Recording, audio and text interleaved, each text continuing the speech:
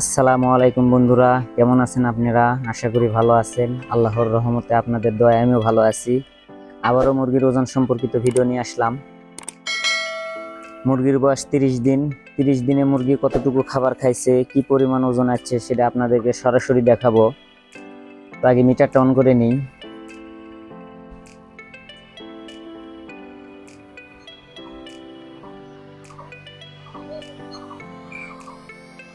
তো আমরা প্রথমে একটু ছোট সাইজ মুরগি দেখব।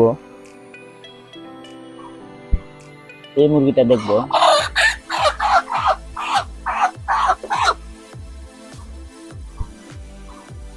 এই মুরগির ওজন 2 কেজি 140 গ্রাম। তো আমরা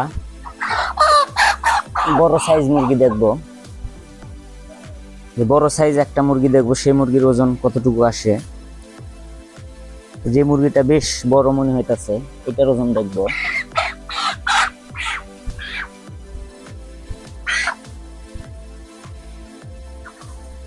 এটার ওজন 2 কেজি 230 গ্রাম। তো 30 দিনে সবচেয়ে বড় মুরগি 2 কেজি 230 গ্রাম ওজন আইছে।